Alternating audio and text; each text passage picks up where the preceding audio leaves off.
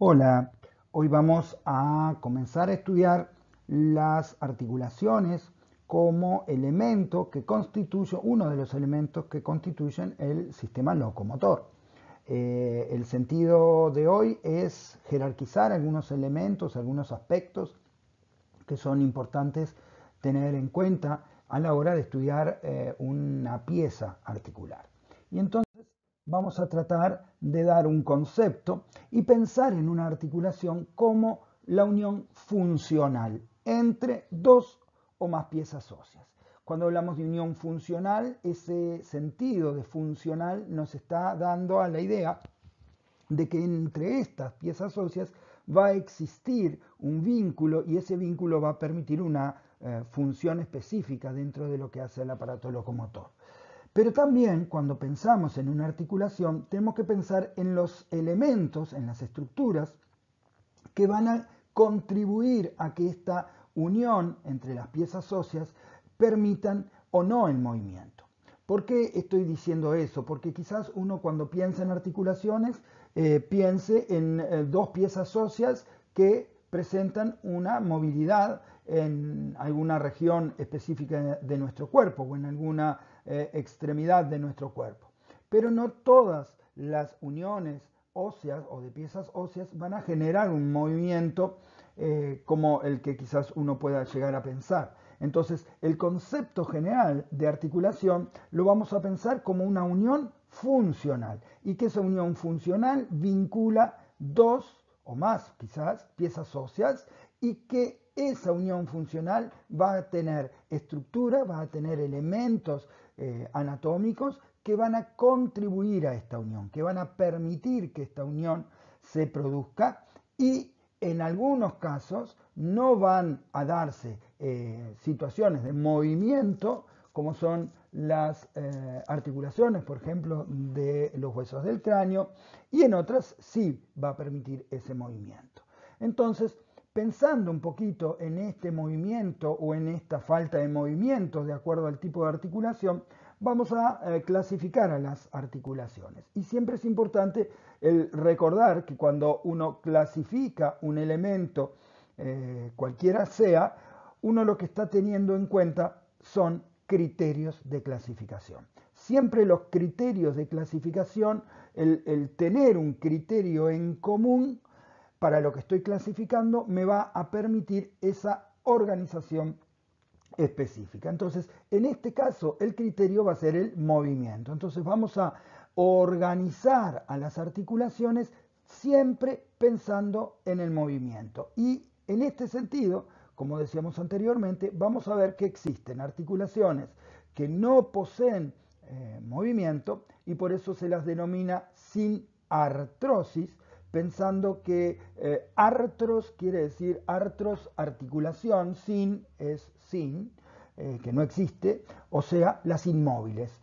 También vamos a ver aquellas que tienen una limitada articulación o un movimiento limitado, serían las anfiartrosis o también conocidas como semimóviles, y aquellas que poseen un amplio movimiento, una amplia posibilidad de movimiento, que serían las diartrosis. ¿Sí? Vamos a ver ahora cuáles son las características de las articulaciones sin movimiento o sin artrosis. Estas articulaciones van a poder ser subclasificadas, o sea, vamos a poder establecer en este tipo de articulaciones distintos tipos de sinartrosis, pero en este caso vamos a tener en cuenta para esa subclasificación el tejido que se interpone entre las piezas óseas. Teniendo en cuenta el tejido que se interpone, dentro de la sinartrosis vamos a tener un tipo muy especial que se llaman las sinfibrosis. Las sinfibrosis son aquellas que van a presentar fibras entre ambas piezas óseas y estas fibras que vinculan a las piezas óseas inmóviles pueden ser cortas o largas en cuanto a su longitud. Aquellas que son más largas son las que se conocen como membranas interóseas. Estas membranas interóseas las podemos ver, por ejemplo, entre el hueso cúbito y radio a nivel de los miembros superiores en el antebrazo y las de fibras cortas, que el ejemplo son entre otras, lo que serían las suturas, las articulaciones denominadas suturas. Estas fibras de fibras cortas van a dividirse en planas, escamosas, dentadas y también las esquindiélesis.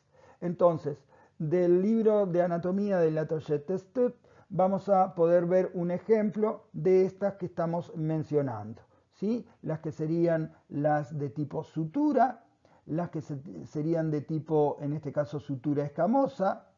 En este caso vamos a hablar de las armónicas, en el caso de C.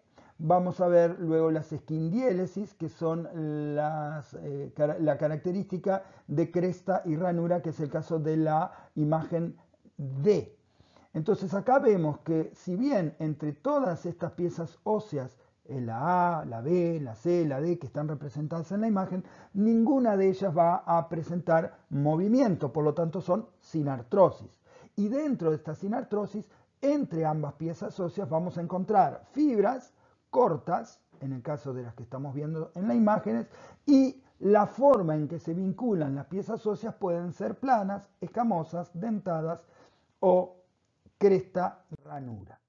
Acá estamos viendo un ejemplo de una articulación, como es en el caso de, por ejemplo, la escama del temporal en la imagen de abajo. Esa imagen representa de forma muy clara ese bisel, como se puede apreciar a la izquierda en la imagen A. Ese bisel de alguna manera lo que hace es permitir ese encastre entre ambas piezas óseas. Vamos a ver en la imagen de arriba, a nivel de lo que sería la bóveda del cráneo, una sutura. Vieron que esa sutura es dentada, que presenta dientes y que de alguna forma se produce esa unión recíproca. En la imagen de arriba vamos a ver las que se llaman, las que son armónicas, ¿sí? En donde los huesos nasales son el mejor ejemplo. Vieron que allí son armónicas porque no hay ni una escama ni un bisel, esa unión es perfecta. Y a nivel de lo que sería el vómer y el esfenoides, pensar que el esfenoides es uno de los huesos del cráneo, de la base del cráneo, que no se puede observar a nivel de lo que es exocráneo, para poder ver el vómer, por eso muchas veces introduciéndonos en lo que sería la cavidad nasal, ¿verdad? Y a nivel de lo que sería el vómer como tal, ese hueso que se encuentra allí en lo que es la cavidad nasal, en el sector profundo, vemos que existe una cresta y una ranura, como se observa en la imagen inferior a la izquierda. Esa cresta y ranura encajan recíprocamente, pero impiden el movimiento, por eso son sinartrosis. Otro tipo de sinartrosis son las que se conocen como sincondrosis. Estas sincondrosis van a presentar una leve presencia de cartílago hialino o fibrocartílago. En el caso del fibrocartílago, recordemos que la sustancia intercelular, esa matriz, presenta determinada cantidad de fibras. Esas fibras son de tipo colágeno y esa presencia de fibras va a depender del tipo de cartílago, y en este caso son cartílagos articulares. Y un ejemplo típico de sincondrosis es la articulación que se presenta entre los extremos de las costillas y el esternón, el hueso esternón, a nivel de la jaula torácica o de la caja torácica. Allí estamos viendo en color celeste lo que sería el sector posterior de la costilla, lo que sería la cabeza, y el sector anterior donde vamos a tener el cartílago costal.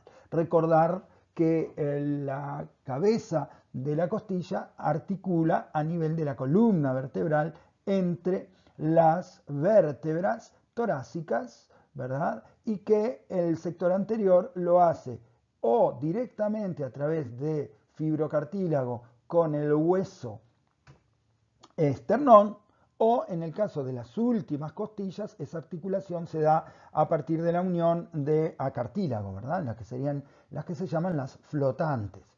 vemos en esa imagen de la jaula torácica lo que estamos mencionando recientemente.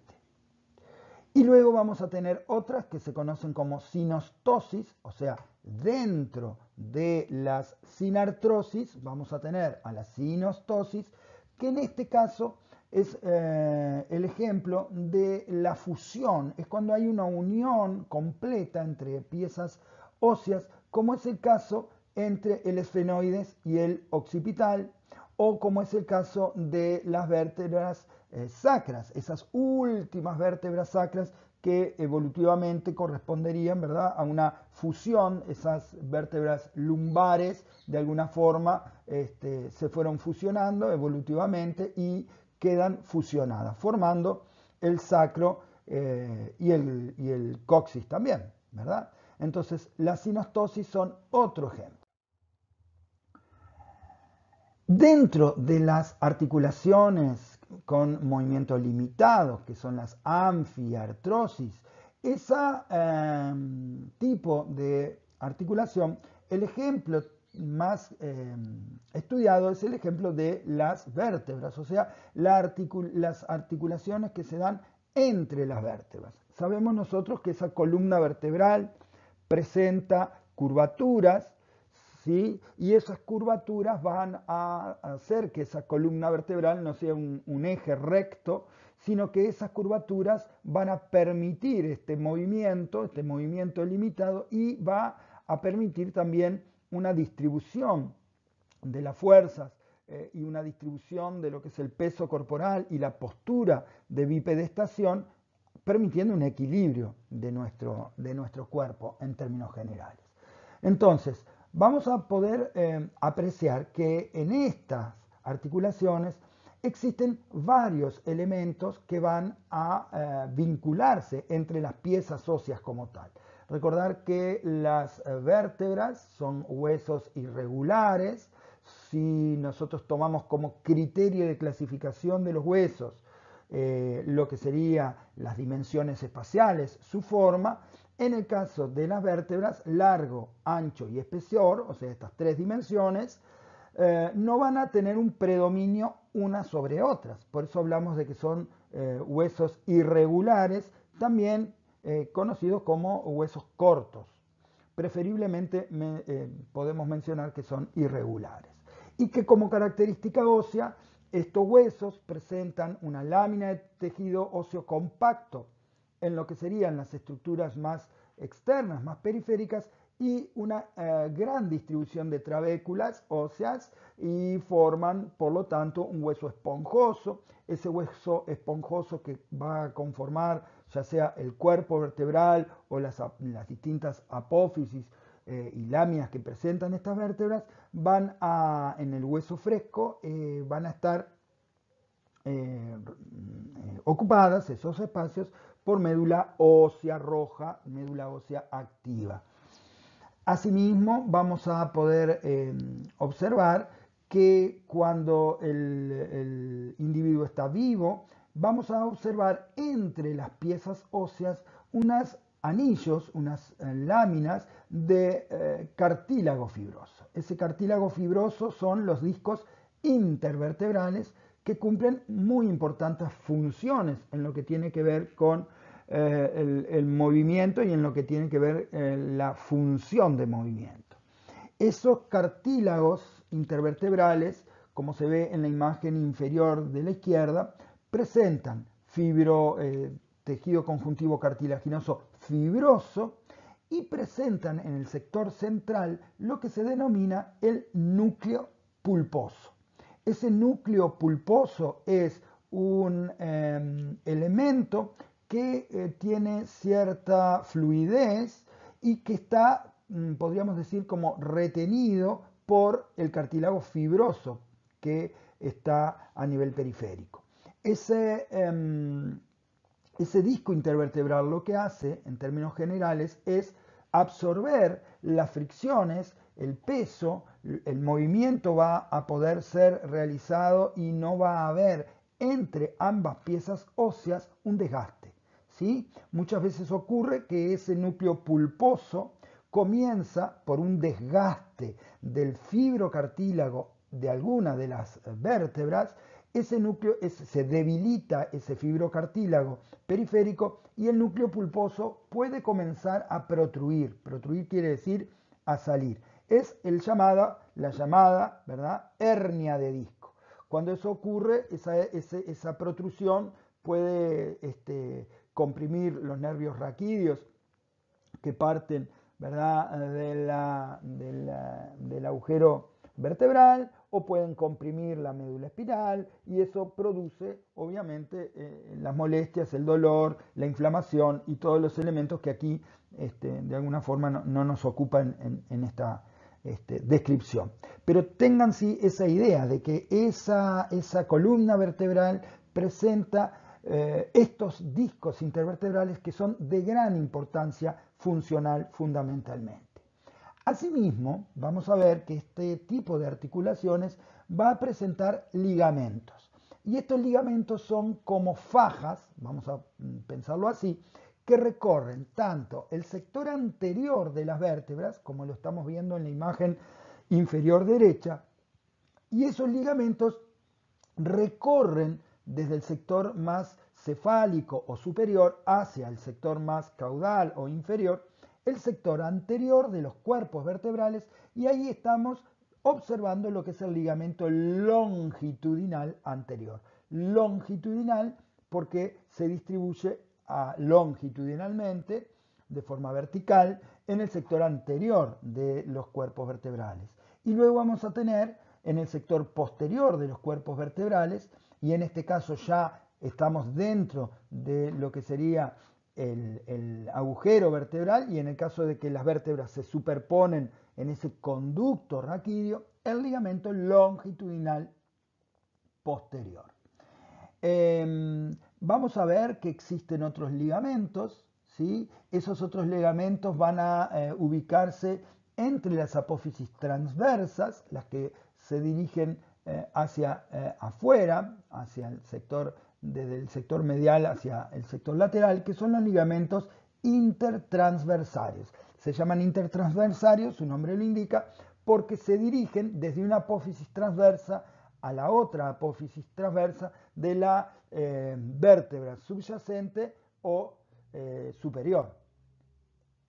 También vamos a ver que existen ligamentos interespinosos. Esos ligamentos interespinosos lo indica el nombre, entre espinosos, apófisis espinosas de las vértebras.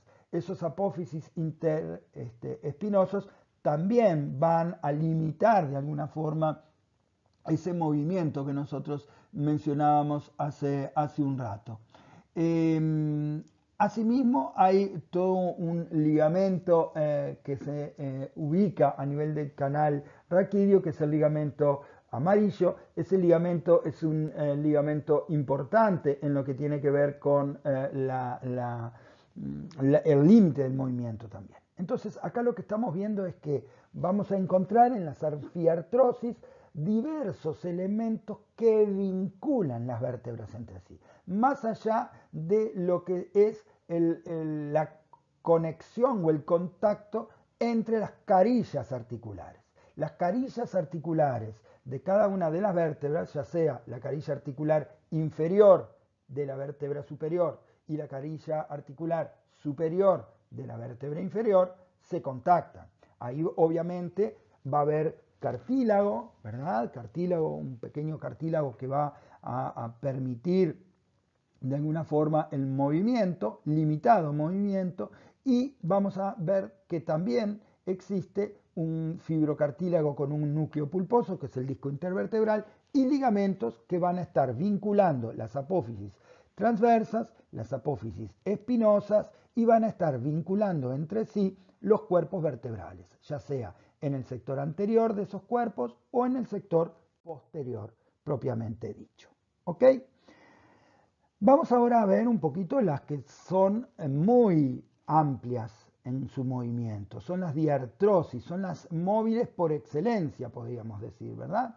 Y dentro de estas diartrosis vamos a encontrar que existen dos tipos de diartrosis de acuerdo, ¿verdad?, un poco a esa unión interósea. Vamos a encontrar las que se conocen como concordantes, ¿sí? En ese caso vemos que son dos piezas óseas que las superficies articulares van a concordar, ¿sí?, de forma recíproca una con otra. Están muy bien encastradas. Es el caso de la cabeza del fémur y la cavidad que la recibe a esa cabeza del fémur en el hueso coxal. Ustedes saben que esa cabeza del fémur tiene en la descripción ósea una gran superficie articular en lo que tiene que ver con la cabeza del fémur. Esa superficie articular incluso presenta, ¿verdad?, una inserción a un ligamento que va a coadyuvar esa unión, esa fosita que se encuentra en el hueso seco y en el hueso fresco también la vamos a ver. Eso va a permitir un elemento de unión aún mayor. Y la otra forma de ver a las diartrosis o de clasificarlas es como las discordantes. En el caso de las discordantes no existe una gran reciprocidad en esa unión interósea. ¿Por qué? Porque las superficies articulares no concuerdan de forma recíproca. ¿Ok? Entonces, repetimos, dentro de las muy móviles o diartrosis vamos a encontrar dos tipos. Aquellas diartrosis en donde las dos piezas óseas que se vinculan encastran recíprocamente y aquellas que no encastran recíprocamente. Es así que distinguimos a las concordantes y a las discordantes. En el caso de la tibia y del fémur, obviamente vamos a encontrar una serie de ligamentos, una serie de cartílagos y una serie de elementos que de alguna manera van a hacer posible que estas dos piezas óseas que no son perfectamente concordantes puedan llevar a cabo lo que sería un gran movimiento como es el de la rodilla. Entonces, en este caso, y es donde yo me voy a centrar en la clase específicamente, es que las discordantes, el ejemplo que nosotros vamos a ver de fémur y de tibia, es la típica articulación de rodilla que ustedes van a poder hacer en sus prácticas docentes, la disección muchas veces. O sea, cuando ustedes van a ir a trabajar al aula con una disección de rodilla, lo van a poder hacer en una articulación en fresco de bovino, en una articulación en fresco de ovino, incluso en el caso de que algún estudiante aporte, también alguna articulación de piezas óseas de pollo se podría trabajar. Pero es muy común poder encontrar en las carnicerías una articulación bovina y en esta articulación bovina poder realizar la práctica de disección. Siempre les recuerdo que cuando tratamos de hacer este tipo de prácticas vamos a buscar la oportunidad de que ese material en fresco esté a temperatura ambiente, no a la temperatura del refrigerador y unos minutos antes sacarlo para trabajar. Entonces, en ese caso vamos a tener el instrumental para poder hacer la disección. Previamente vamos a haber trabajado los elementos de la articulación diartrosis, vamos a haber podido completar una ficha, imágenes, videos, etcétera, para que nosotros podamos tener una idea cabal y los estudiantes de qué es lo que vamos a ir a hacer. Entonces, poder realizar ese protocolo, y siempre en los protocolos es importante, si se va a hacer la disección, hacer una especie de descripción de la disección. ¿Ok? Entonces, ¿cuáles son los elementos que se conocen como de coaptación? De coaptación son aquellos elementos que van a permitir esa unión interósea. Entonces, en este caso vamos a tener los meniscos, vamos a tener lo que se llama rodetes y vamos a tener lo que se llama manguitos. Entonces, menisco, rodete y manguitos son los elementos de coaptación, son los que van a permitir ese vínculo entre las piezas óseas. ¿Ok? Dentro de lo que serían los meniscos, estos meniscos van a estar formados obviamente por cartílago fibroso, muy resistente. Estos meniscos son distintos en su forma de acuerdo a que sea el menisco derecho o el menisco izquierdo, de acuerdo a cuál rodilla estoy estudiando. Entonces, estos meniscos van a tener una forma de C, más grande, más abierta, y el otro menisco una forma de O, más cerrado, ese fibrocartílago más pequeño por lo tanto. Vamos a encontrar lo que se conocen como rodete.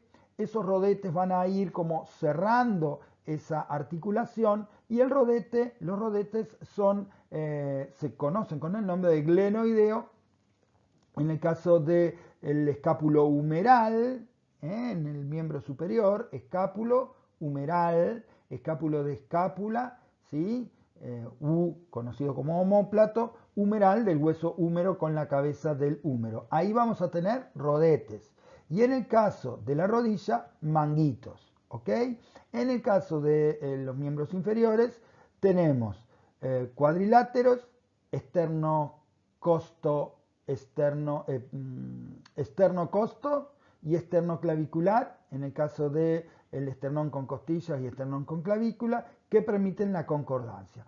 En términos generales, el concepto que tienen que tener es que van a existir estos elementos de coaptación y los elementos de coaptación dependen muchas veces de en qué diartrosis yo estoy dentro de las discordantes, si estoy en miembro superior o si estoy en miembro inferior. Dentro de lo que tienen que ver con las superficies articulares de una diartrosis, un elemento importante es que estas superficies deben ser superficies lisas. Esto va a impedir que exista una fricción, que exista un desgaste, y también vamos a encontrar que estas superficies se encuentran recubiertos por fibrocartílago, por cartílago fibrosos, y que estas superficies articulares van a estar dentro de lo que es la cavidad articular. Esa cavidad articular va a estar cerrada de forma hermética por lo que se llama cápsula articular. Esa cápsula articular a su vez está formada por tejidos conjuntivos, tejidos fibrosos, tejidos que van de alguna manera a darle ese cierre hermético.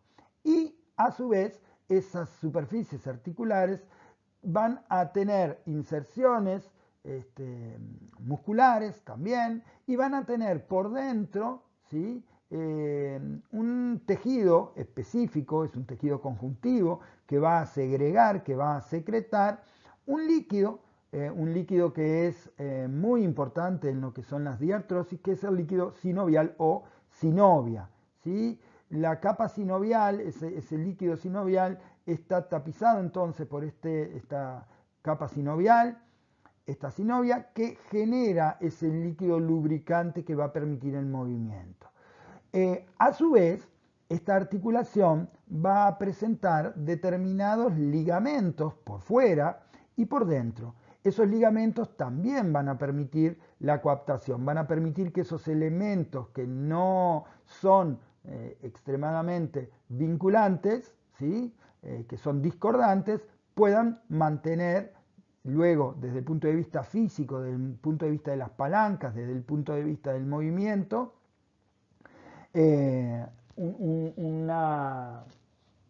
una función adecuada. Entonces, dentro de lo que serían los ligamentos internos, vamos a tener los famosos ligamentos cruzados.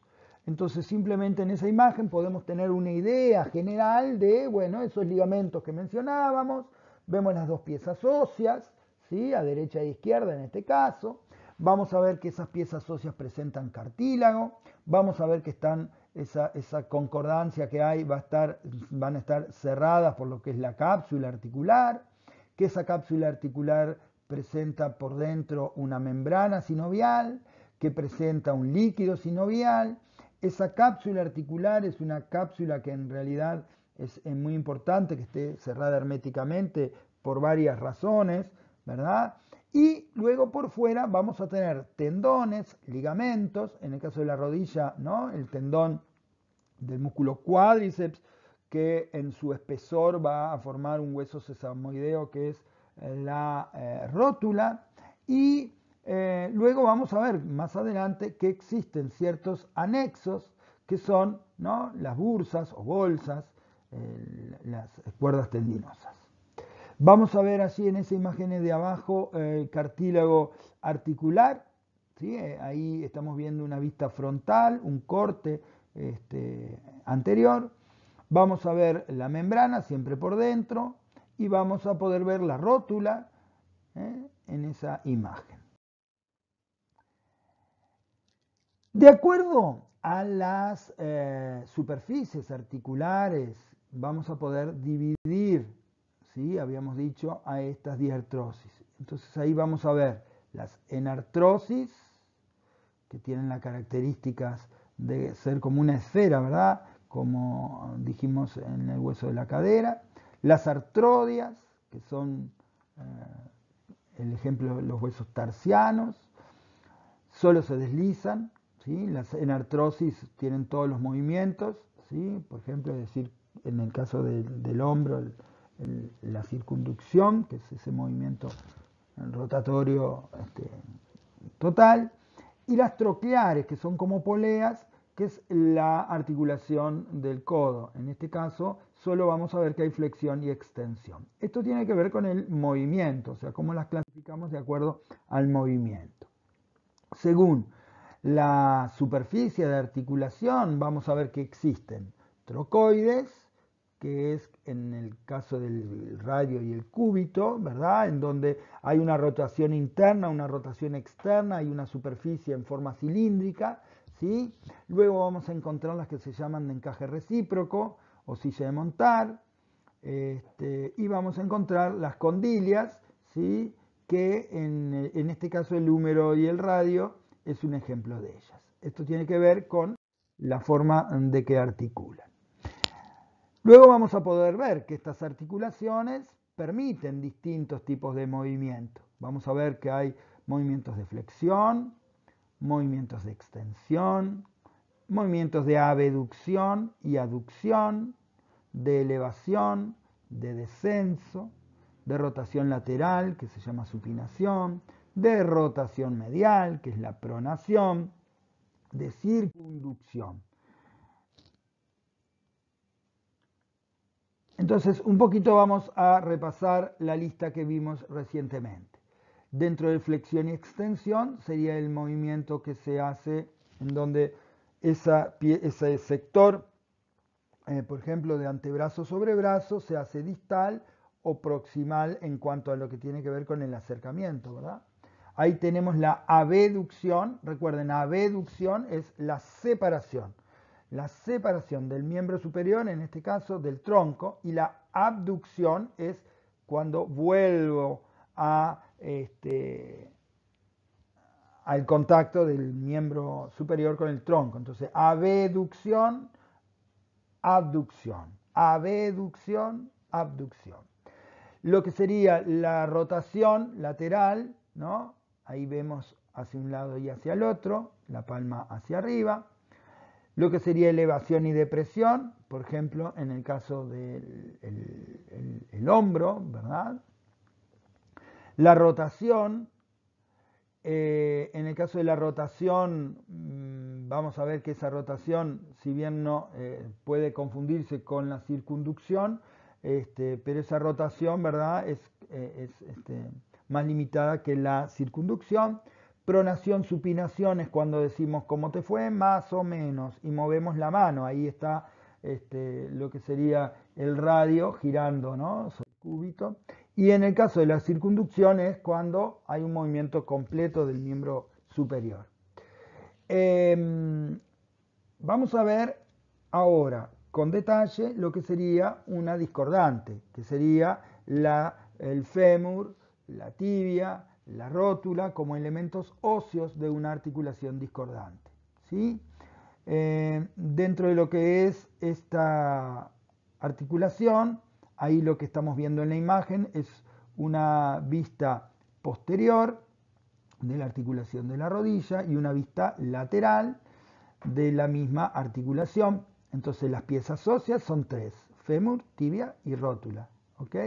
Las estamos viendo allí. En la imagen de la derecha vemos arriba el extremo inferior del fémur, abajo el extremo inferior de lo que sería peroné y tibia, y adelante de un color celeste se evidencia la rótula que se encuentra en el medio de ese tendón que en la mano de la persona que está en la foto está retirando. Dentro de los medios de unión dijimos los ligamentos. Vamos a encontrar ligamentos externos, anteriores, laterales y posteriores. Los estamos viendo allí, esos ligamentos. Luego vamos a ver que hay ligamentos internos. Los estamos viendo algunos de ellos en la imagen en la izquierda, que son los ligamentos cruzados anterior y posterior. Luego vamos a tener la cápsula articular.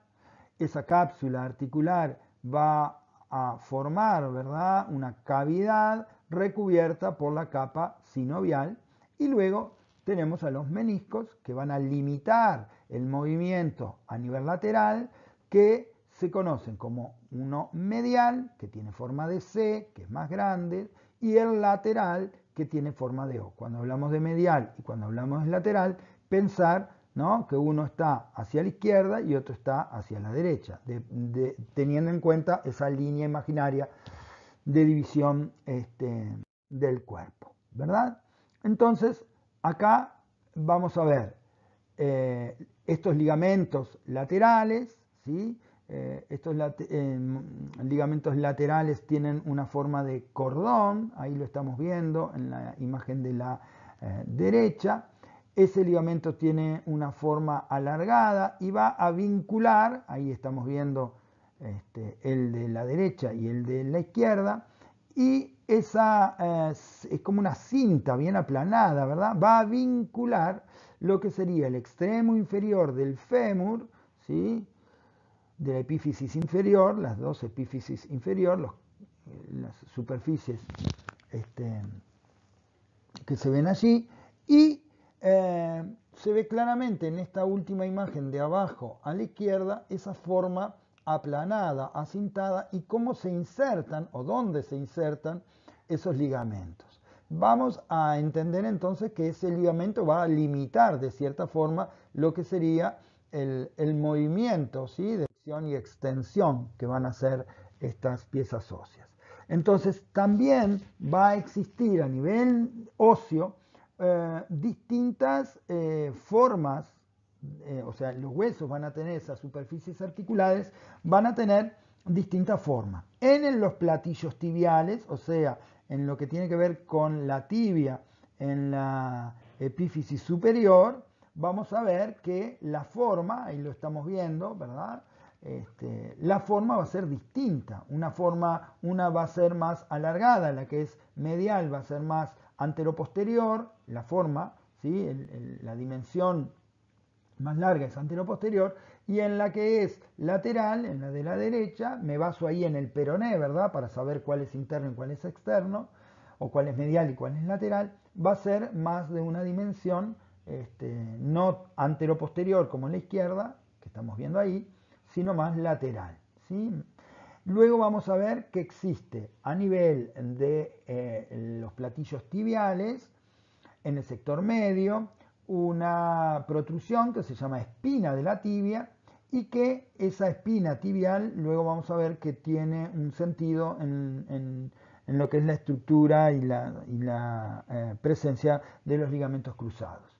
Allí vamos a ver entonces que existen dos espacios, uno que se forma por delante y otro que se forma por detrás, y que son las superficies preespinosa y post o retroespinosa.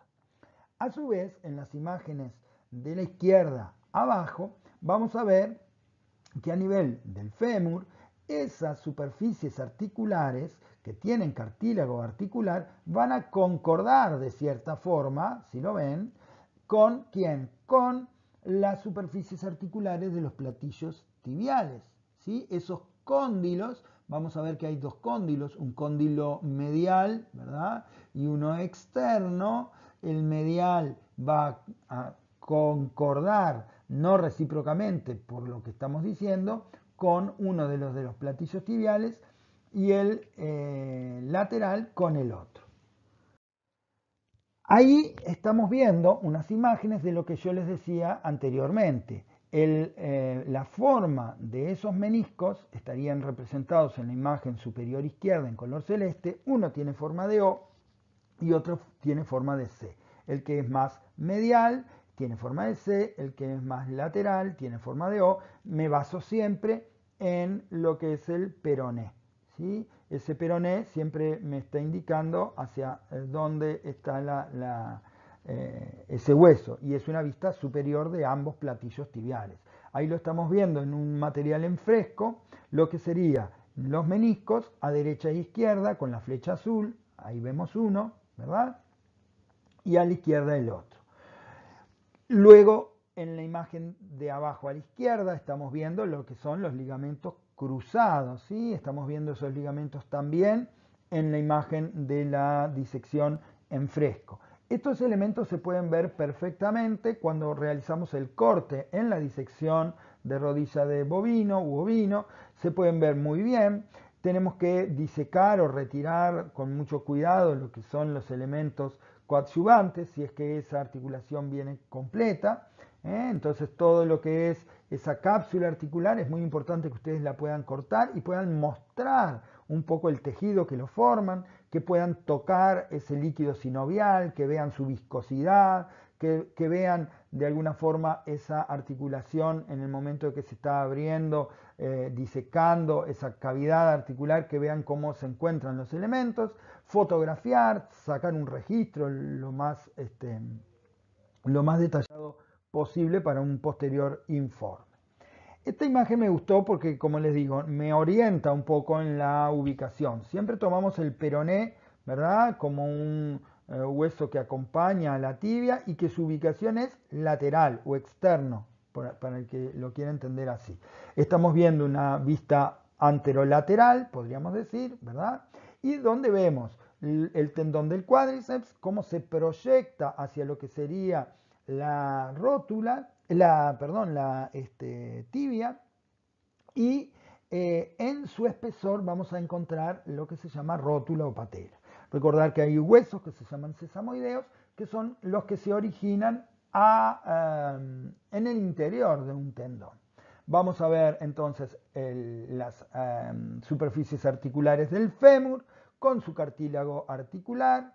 Vamos a ver el cóndilo más lateral, ¿verdad? Vamos a poder ver lo que veíamos hace un rato, que son los meniscos en color verde, ligamentos laterales internos. En ese caso se pueden ver los laterales externos también de color marrón.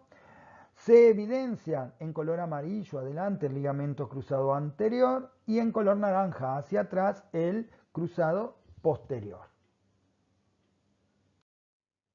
Acá lo que vemos es una vista de si se realiza un corte de lo que es la cápsula como tal, y en una ubicación ventral anterior estamos viendo los cóndilos del fémur arriba con el número 1, con el número 2, estamos viendo lo que es la tróclea, que así se llama femoral. Vemos los meniscos limitando el movimiento a nivel lateral siempre con el número 3. Vamos a ver con el número 4, obviamente, un sector, las facetas, ¿no?, de lo que es el hueso rótula. Estamos viendo con el número 5 en color naranja esa membrana sinovial que tapiza, arriba también se puede ver, ¿verdad? Esa membrana se continúa. En el caso estamos retirando, ¿verdad? Hicimos la disección, cortamos y lo retiramos hacia abajo, ¿verdad? Con el número 6 obviamente es si bien digo el cuádriceps. Vamos a ver el peroné con el número 8 y algo de ligamentos que ahí no están externos. Por encima del número 8 estamos viendo el peroné, la fíbula que se llama, hacia arriba estamos viendo algo de ligamentos externos. Con respecto a los ligamentos cruzados, lo que vamos a decir es que existe un ligamento cruzado anterior y uno posterior. ¿Desde dónde a dónde se dirigen? El anterior lo vamos a poder divisar desde la superficie anterior de la espina. ¿Se acuerdan esa espina que se encuentra entre ambas superficies articulares de la tibia o platillos tibiales? Entonces va desde la superficie anterior de la espina al cóndilo externo del fémur. O sea, asciende hacia el cóndilo externo de ese fémur que está arriba, ¿verdad? Y el ligamento cruzado posterior va desde la superficie exactamente posterior de la espina al cóndilo interno del fémur. Entonces ahí vemos en verde y en naranja ambos ligamentos. Uno que se inserta por delante de lo que es la espina, otro que se inserta por detrás y su dirección es distinta. ¿Por qué? Porque uno va a ir, y ahí está el cruzamiento, hacia el cóndilo externo y otro va a ir hacia el cóndilo interno. Lo importante es que la dirección va a ser hacia la cara interna o inter, podríamos decir, condilia, intercondilia. Intercondilia quiere decir entre ambos cóndilos. Esos cóndilos van a dejar una especie de hueco, podríamos decir, ¿no? Ahí estamos viendo un poco la dirección en la imagen de arriba, ¿sí? Acá vemos, es muy linda esta imagen, es una imagen posterior, una vista posterior del ligamento cruzado posterior, y vemos los meniscos, vemos los ligamentos colaterales fibulares, los que van hacia lo que sería el peroné, y el cóndilo del fémur hacia arriba, ¿sí? Se ve muy linda esa imagen. Acá estamos viendo unas vistas superiores de lo que es el platillo tibial. Estamos viendo lo que serían los meniscos en forma de C y en forma de O, uno más grande y uno más chico, ligamentos cruzados. Adelante estamos viendo el ligamento patelar o el ligamento que viene desde el cuádriceps. En términos generales, cuando hablamos de vascularización, algunas generalidades. Toda articulación de artrosis va a presentar abundante riego sanguíneo. Ese riego sanguíneo siempre proviene de arterias provenientes de los grandes troncos subyacentes. Siempre se van a formar alrededor de estas articulaciones un gran plexo, un gran circuito periarticular. Ese circuito periarticular es el que va a nutrir. Recuerden que tiene tejido conjuntivo, abundante tejido conjuntivo que va a fabricar ese líquido sinovial, va a tener una determinada importancia eso en cuanto a la fisiología, en cuanto a la función, a lo que hace a la función de ese tejido. Existen venas, siempre esas venas van a realizar un drenaje de las articulaciones y también a nivel de las articulaciones vamos a ver de este tipo de articulaciones una gran cantidad de ganglios linfáticos. Estos ganglios linfáticos también van a formar un plexo, van a formar mallas que drenan a lo que serían unidades que se llaman nodales regionales. Esos linfáticos a nivel de articulaciones son puntos muchas veces importantes en la detección de ciertas enfermedades. El control de esas redes, ¿no? O esos plexos son de control importante. Obviamente que las articulaciones son extremadamente sensibles, tienen tejido conjuntivo, tienen elementos que van a presentar terminaciones nerviosas. Se caracterizan porque tienen un sistema de plexos propios y en este caso esos plexos van a ser autónomos y van a ser somáticos. Porque, bueno, porque la articulación va a funcionar, por ejemplo, en los actos reflejos, en los arcos reflejos, pero también van a funcionar en los movimientos voluntarios. Entonces, como les decía, esa inervación va a ser sensitiva, esa inervación va a ser motora, ¿sí? O sea, mixta en ese sentido. Y la cápsula, como les decía, va a estar muy fuertemente inervada. Los ligamentos, la sinovial. Y hace un rato yo les decía, hay una sensibilidad, pero una sensibilidad propioceptiva, que es esa sensibilidad que de alguna manera va a limitar el movimiento según el estiramiento, según hacia dónde vaya el movimiento de esa articulación, va a estar la propioceptiva indicando esa conciencia ¿verdad? Conciencia entre comillas, ¿no? Que el cuerpo tiene de el límite hasta dónde ir, ¿no? Para evitar lesiones, para evitar una injuria en el tejido. Y luego vamos a ver la nociceptiva, que es la de dolor propiamente dicho. Bueno, espero que por lo menos esta presentación les dé una idea de jerarquizar algunas cuestiones en el momento que están ahora preparando sus clases de este tema que estamos abordando en la plataforma virtual. Les mando un saludo muy grande y nos estamos contactando en cualquier momento.